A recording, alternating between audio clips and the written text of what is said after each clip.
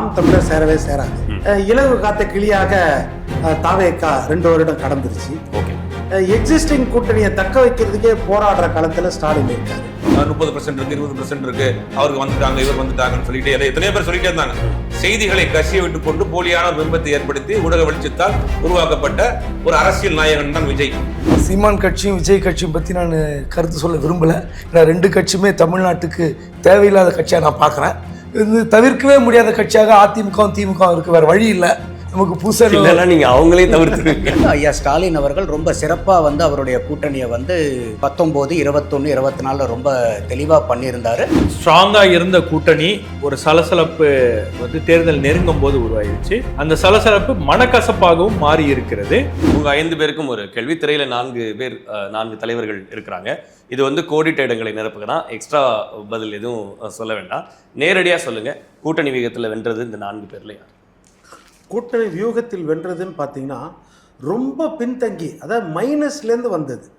அதை தான் நீங்கள் பார்க்கணும் முக்கியமாக. இந்த கூட்டணி வியூகத்தில் வந்து நாம் தமிழர் சேரவே சேராது. இலவு காத்த கிளியாக தாவேக்கா 2 வருடம் கடந்துருச்சு. எக்ஸிஸ்டிங் கூட்டணியை தக்க வைக்கிறதுக்கே போராடுற காலத்தில் ஸ்டாலின் இருக்காரு. அப்போ இந்த 3ஐயும் கழித்து பார்த்தா இல்லாத ஒரு மைனஸ்லேருந்து ஒரு பாமரன் கடை கோடியிலிருந்து அடையாளப்படுத்தப்படாத ஒரு விவசாயி முதலமைச்சர் நாற்காலியில் அமர்ந்த அந்த மனிதர் ஒரு மிகப்பெரிய கட்சியை வந்து அவர் கையில் காலம் கொண்டு வந்து நிறுத்திச்சு. அப்போ அந்த ஆளுமை அவர்கிட்ட இருக்குதான்னு ஒரு பெரிய கேள்விக்குறி இருந்துச்சு. அந்த ஆளுமையோடு இன்றைக்கு உருவாவாத கண்ணுக்கு தெரியாத ஒரு கூட்டணியை பிரம்மாண்ட அளவுக்கு நிறுவி இருக்கிறார்னா அது எடப்பாடி பழனிசாமி என்பதுதான். அதில் மாற்று கருத்து கிடையாது. வெற்றிய தோல்வியை வந்து மக்கள் தீர்மானிப்பார்கள். ஓகே, சுபேஷ் இல்லை சார் சொன்ன மாதிரி தான். சீமான் அவர்களை பொறுத்த வரைக்கும் எப்பயும் தனிச்சு தான். இவர் தான் தமிழ்நாட்டு அரசியலில் கிட்டத்தட்ட 1980க்கு பிறகு ஆட்சி அதிகாரத்தில் பங்கு அப்படிங்கிற ஒரு பெரிய கோஷத்தோடு வச்சு எல்லா கட்சியும் கூப்பிட்டு பார்த்தாரு. அது சதி நடந்துச்சு, யாரும் போக விட மாட்டேன்ட்டாங்க அப்படின்னு சொன்னாலும் கூட சதி தான் அரசியலே. அந்த சதியை வென்றெடுக்கிறது தான் அரசியல்வாதிக்கான முதல் படியான குவாலிஃபிகேஷன். அதுலேயும் தோற்று விட்டார் விஜய். 2வது, விஜய்ங்கிற அந்த பிம்பமே ஒரு போலியான பிம்பம் தான். 30% இருக்கு, 20% இருக்கு, அவருக்கு வந்துட்டாங்க, இவர் வந்துட்டாங்கன்னு சொல்லிட்டு எத்தனையோ பேர் சொல்லிட்டே இருந்தாங்க. செய்திகளை கசிய விட்டு கொண்டு போலியான பிம்பத்தை ஏற்படுத்தி ஊடக வெளிச்சத்தால் உருவாக்கப்பட்ட ஒரு அரசியல் நாயகன் தான் விஜய். அவர் தனித்து விடப்பட்டிருக்கார். தமிழ்நாட்டு அரசியல் தனித்து தான் இருப்பார். தேர்தல் முடிவும் அவருக்கு அப்படித்தான் தெரியும். அப்புறம் எடப்பாடி பழனிசாமியை பொறுத்த வரைக்கும் தமிழ்நாட்டில் அதிமுகங்கிற ஒரு கட்சி, புரட்சித் தலைவர் எம்ஜிஆர் உருவாக்கிய கட்சி, அந்த கொள்கையை மாறி எம்ஜிஆர் உருவாக்கிய கட்சி, அம்மையார் ஜெயலலிதா வழிநடத்திய கட்சி, அந்த கொள்கையை மாறி இன்றைக்கு தொடர்ந்து பாஜகவோடு தோல்வி முகத்தை சந்தித்துக் கொண்டே இருக்கிறார். மீண்டும் அதே தோல்வி கூட்டணியோடு கைகோர்த்திருக்கிறார்.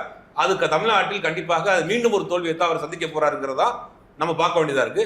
திமுக கூட்டணியை பொறுத்த வரைக்கும் தொடர்ந்து காம்பாக்டா ஒரு வெற்றிகரமான கூட்டணியா இருக்கு. முதல்ல இந்த கூட்டணியை ரன் பண்ணி கொண்டு போனதே நான் ஆரம்பத்தில் சொன்ன மாதிரி ஒரு பெரிய சக்சஸ். இன்னும் சில கட்சிகள் வந்திருக்கு.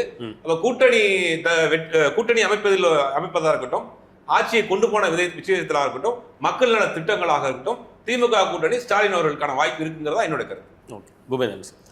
சீமான் கட்சியும் விஜய் கட்சியும் பற்றி நான் கருத்து சொல்ல விரும்பலை. நான் 2 கட்சியுமே தமிழ்நாட்டுக்கு தேவையில்லாத கட்சியாக நான் பார்க்குறேன். இது தவிர்க்கவே முடியாத கட்சியாக அதிமுகவும் திமுகவும் இருக்குது. வேறு வழி இல்லை. நமக்கு புதுசாக நீங்க அவங்களே தவிர்த்துருவீங்க. ஆமாம், வேறு வழி இல்லை. வேறு வழி இல்லாமல் கருத்து சொல்கிறேன். திமுக கூட்டணி பலமான கூட்டணி, கொள்கை கூட்டணி, மதசார்பற்ற கூட்டணி, எத்தனையோ பெயர்கள் இயங்கிக் கொண்டிருந்தாலும் அதிமுக கூட்டணி பலவீனமாக வேண்டும், எடப்பாடி ஆட்சிக்கு வரக்கூடாது, இல்லை எடப்பாடி தோற்க வேண்டும் அப்படின்ற ஒரே ஒரு சித்தாந்தத்தில் அதான் எதிரி பழிவாங்கிறது வழி இல்லை. ஆனால் அதுக்காக ஓவர்லோடு ஏற்றிக்கிட்டாங்க. இப்போ அங்கே தான் பிரச்சனை வெடிக்குது. ஆனால் அவரை பொறுத்த வரைக்கும் கூட்டணி கட்சிகள் குறைவு, ஆனால் அது நெருக்கடி அதிகம். பாஜக என்ற ஒரே ஒரு அந்த கட்சி தான் மைய கட்சி.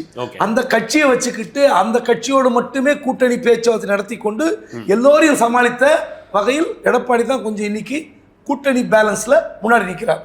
அதுல திமுக சற்று பின்தங்கி தான் இருக்கு. நந்தகுமார் சார், இப்போ நான் ஏற்கனவே சொன்ன மாதிரி கடந்த 3 தேர்தல்களில் வந்து ஐயா ஸ்டாலின் அவர்கள் ரொம்ப சிறப்பாக வந்து அவருடைய கூட்டணியை வந்து 16, 19, 21, 24 ரொம்ப தெளிவாக பண்ணியிருந்தார். ஆனால் இந்த டைம் வந்து பார்த்தீங்கன்னா அவர் வெறும் அரித்தமெட்டிக்கல் அலையன்ஸில் போயிட்டு ஒரு ஸ்ட்ராட்டஜிக் அலையன்ஸை மிஸ் பண்ணிட்டார். ஸ்ட்ராட்டஜிக் மிஸ்மேனேஜ்மெண்ட் ஆகிடுச்சு. அப்போ வந்து ஏற்கனவே நீங்கள் பார்த்தீங்கன்னா 2001, 2011, 2014, 2016 இந்த 4 தேர்தல்லையுமே வந்து திமுகவுக்கு பின்னாடி அணிவகுத்த கட்சிகள் தான் அதிகம். ஆனா இந்த 4 தேர்தல்லையுமே வந்து திமுக தோத்து போச்சு. அதாவது too many cook spoil the ஃபுட்னு சொல்லுவாங்க. அந்த மாதிரி அவங்க வந்து ஒரு ஸ்ட்ராட்டஜிக்கா வந்து அவங்களால டிசைட் பண்ண முடியாம காங்கிரஸை வித்தோல்டு பண்ண போறோமா இல்ல போனா போகட்டுமான்னு விட போறோங்கிறதுல அவங்களே ஒரு டைலமால இருந்து தேவையில்லாம வந்து டிஎம்டிகேவை தூக்கி உள்ளர போட்டதுனால இன்னைக்கு ஒட்டுமொத்த அந்த அலையன்ஸுமே வந்து ஒரு டிஸ்மேண்டில் ஆகிற அளவுக்கு, டிஸ்மேண்டில் ஆகலைன்னா கூட அங்கே ப்ராப்பர் அலைன்மெண்ட் இல்லாத அளவுக்கு ரொம்ப வீக்காக இருக்கு. அதே வந்து ஐயா எடப்பாடியார் அவர்கள் வந்து பார்த்தீங்கன்னாக்கா நம்பர் ஆஃப் பார்ட்டிஸ் முக்கியம் இல்லை, பட் பார்ட்டிஸ் வித் ஸ்ட்ரென்த் அது வந்து தேவைன்னு சொல்லிட்டு இவங்க அரித்தமெட்டிக் கால்குலேஷன்ல போகும்போது அவர் வந்து ஒரு ஸ்ட்ராட்டஜிக் வியூ பாயிண்ட் எடுத்து அலையன்ஸ்ல கொண்டு வந்து இன்னைக்கு வந்து ரொம்ப ஸ்ட்ராங்கா இருக்காங்க. ஏன்னா இன்னைக்கு வந்து பாத்தீங்கன்னாக்கா கூட்டணி இப்ப முடிஞ்சா கூட ஆல்ரெடி வந்து ஐயா மோடி அவர்களை வச்சு ஒரு 3 கேம்பெயின் மீட்டிங்கே பண்ணிட்டாங்க. ஆனா இன்னைக்கு வரைக்கும் ராகுல் காந்தி அவர்கள்ட்ட இருந்து இந்த காங்கிரஸ் கூட உடன்பாடு இந்த கூட்டணி வச்சது இன்னைக்கு வரைக்கும் தகவல் இல்லை அவர்கிட்ட. இந்த காங்கிரஸ் வந்து திமுக கூட்டணியில் இருக்கிறது, கூட்டணி நல்லபடியா முடிஞ்சுக்கிறது இன்னைக்கு வரைக்கும் அவர்கிட்ட ஒரு ட்வீட்டோ எதுவுமே இல்லை. அப்ப இன்னைக்கு ஆஸ் ஆன் டேட் வரைக்கும் அந்த கூட்டணியில வந்து ஒரு பெருத்த சலசலப்பு இருக்கிறது வந்து உண்மையாலுமே திராவிட முன்னேற்ற கழகத்துக்கு பெருத்த பின்னடைவு. அவங்களுடைய பின்னடைவு அதிமுகவுக்கு ஒரு பெரிய முன்னடைவாகவும் நான் பாக்குறேன். ஓகே, அப்ப எடப்பாடி பழனிசாமி தான் நீங்க. ஆமா, அவங்க தான் வந்து இன்னைக்கு தேதியில பார்க்கும்போது ரேஸ்ல வந்து they are front runners. Okay Sabir sir. ஸ்ட்ராங்காக இருந்த கூட்டணி ஒரு சலசலப்பு வந்து தேர்தல் நெருங்கும் போது உருவாயிருச்சு. அந்த சலசலப்பு மனக்கசப்பாகவும் மாறி இருக்கிறது. ஒரு டிஸாட்டிஸ்ஃபேக்ஷன் அப்படின்றது வந்து கூட்டணிக்குள்ளேயே இருக்கிறது. தேர்தல் களத்துக்கு போகும்போது நீங்கள் தொண்டர்கள்ட்ட அதிருப்தி இருந்துச்சுன்னா அதை வந்து சரி பண்ணலாம். தலைவர்கள்கிட்டே ஒரு விதமான ஒரு அதிருப்தி உருவாகிருக்கு அப்படின்னும் போது அதை எப்படி வந்து அதை எதிர்கொள்ள போகிறாங்க, எப்படி சரி செய்ய போகிறாங்க அப்படின்றது கேள்வி. ஸோ என்னை பொறுத்த வரைக்கும் திமுக ஒரு கூட்டணியை கட்டி இழுத்து ஒரு புது கட்சிகளை எல்லாம் கொண்டு வந்திருந்தாலும் அது ஒரு 45 நாள் கூட்டணியாக தான் இருக்க போகிறதா அப்படின்ற அந்த கேள்வி என்பது எழுந்திருக்கிறது.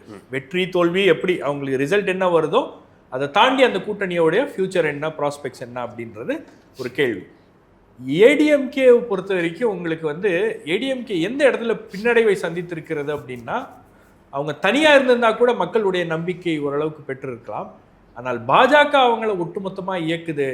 பாஜக 27 சீட்டு, பாஜக சொல்லக்கூடியவர்கள் தாமரை சின்னத்தில் போட்டியிடுறவங்க 34 தொகுதிகள் வரை தாமரை சின்னம் வந்து முன் எப்போதும் இல்லாத அளவுக்கு அவங்களுக்கு வந்து ஒரு வாய்ப்புகளை உருவாக்கி கொடுத்துருக்கிறது அப்படின்னும் போது அந்த இடத்துல தான் இவங்க வந்து பின்னுக்கு போகிறாங்க. இந்த 2 கூட்டணிகள்லையும் எலிஃபெண்ட் இன் த ரூம் அப்படின்னு சொல்லுவாங்க. எல்லாருக்கும் தெரியும், ஆனால் ஒரு விஷயம் அவங்க பேச மறுக்கிறது என்னன்னா ஆட்சியில் பங்கு, அதிகாரத்தில் பங்கு.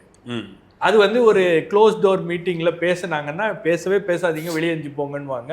ஆனால் அது பொது வெளியில் போட்டு உடைச்சி அது ஒரு கூட்டணிக்குள்ள குழப்பத்தை ஏற்படுத்தக்கூடிய ஒரு அரசியலை விஜய் செய்திருக்கிறார். ஒரு நியூ கம்மரா அவர் அந்த விஷயத்தை வெளியே போட்டு உடைச்சது வந்து இந்த 2 கூட்டணிகளையும் அதோடைய தாக்கம் என்பது இருக்கிறது. இதுல எந்த கூட்டணி ஜெயிச்சாலும் ஆட்சியில் பங்கு அப்படின்ற ஒரு விஷயம் வந்து யார் எவ்வளவு நம்பர்ஸை பொறுத்து தான் அந்த டிமாண்ட் வந்து முற்றிலுமாக முடியல. ஓகே, மீண்டும் அது வரும், யார் எவ்வளவு நம்பர்ஸ்ல ஜெயிக்கிறாங்கன்னு. என்னை பொறுத்த வரைக்கும் சீமான் தான் வந்து முந்துறார். ஏன்னா நீங்க என்ன வேணா பண்ணுங்க, எக்கேடு கெட்டு போங்க, நான் தனியாக தான் போகிறேன் அப்படின்னு அவர் 234லையும் வந்து அந்த வியூகத்துல அவர் ரொம்ப கிளியரா இருக்காரு. ஏன்னா எனக்கு தெரியும் அவருக்கு வந்த அழுத்தங்கள் எந்த அளவுக்கு அப்படின்னு. அதற்கெல்லாம் ஆட்படாம அவர் வந்து முந்தி போறாரு அப்படின்னும் போது மேபி அந்த மாதிரி ஒரு கிளியர் ஸ்ட்ராட்டஜியோட போகக்கூடிய வியூகங்கள் இந்த கட்சிகள் வந்து செய்யலை அப்படின்னு